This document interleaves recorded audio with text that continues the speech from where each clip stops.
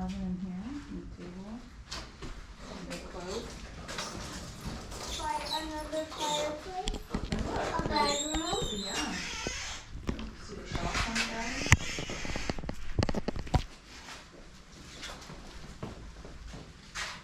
Let's go out here. You're gonna follow the ranger, okay? Huh?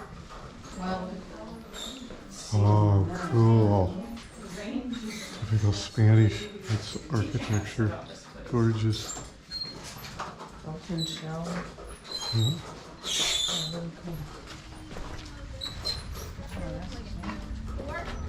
Spanish are not sending a ton of Spanish soldiers here. We likely have between 1 and 4 soldiers here at a time, Spanish soldiers. But you have to keep in mind, we have many, many warriors here from the native group who are very skillful with the bow and arrow. And the soldiers, part of their purpose was to teach the native warriors how to use guns if they needed them.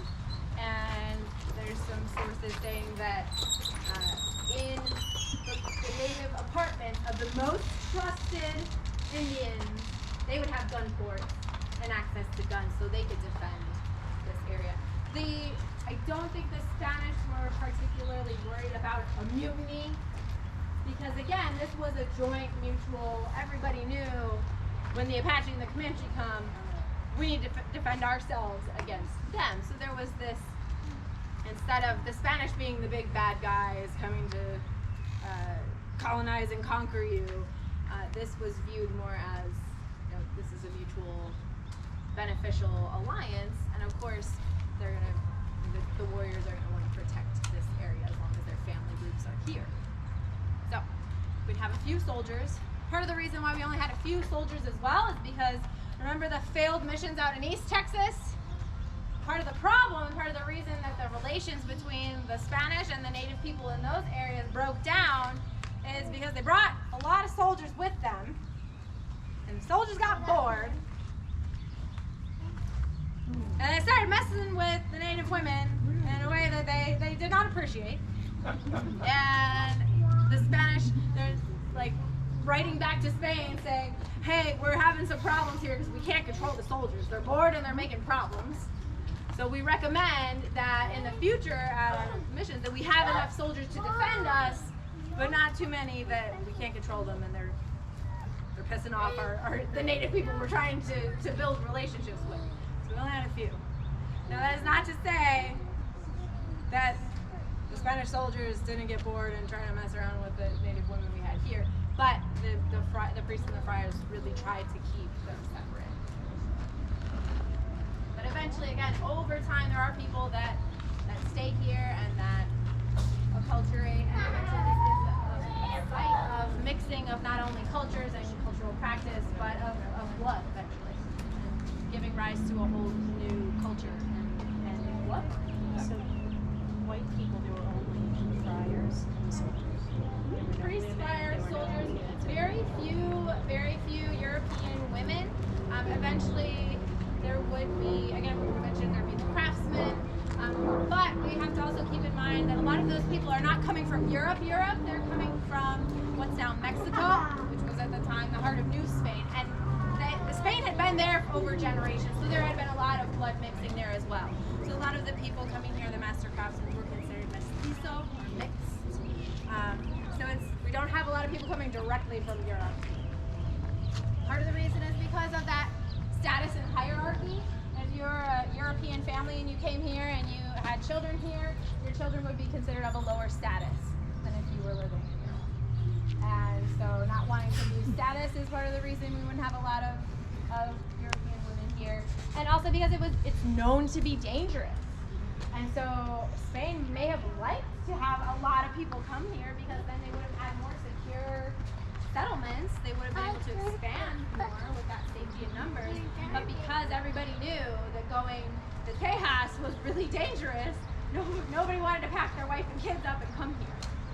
And that's part of the reason that Spain had difficulty making contact and building friendly relationships with some other native tribes, like the Caddo out in East Texas, because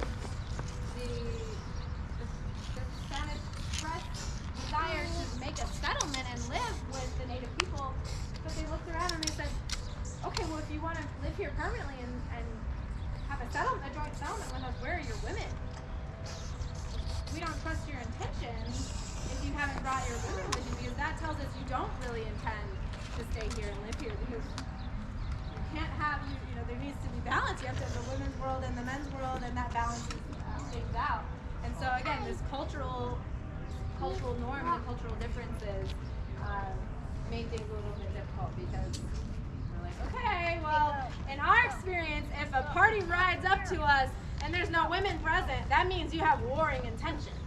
If there's women in the band that approaches us, we know you come in peace. So, all right, let me check my time and let's walk around, check out the church.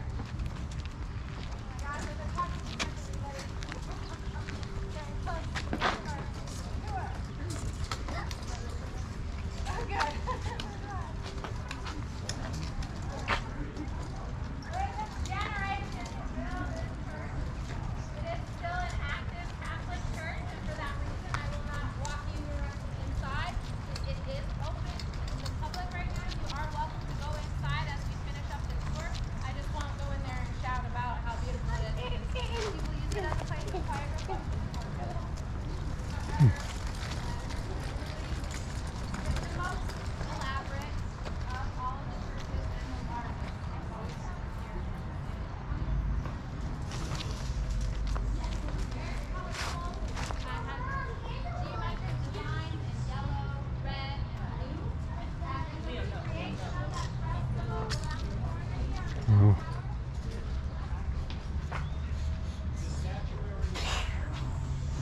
And this is a picture of the country.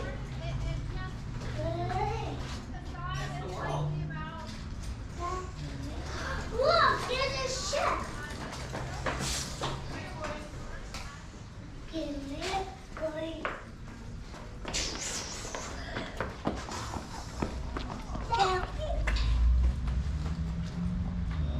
Oh, hey, don't do that. Okay?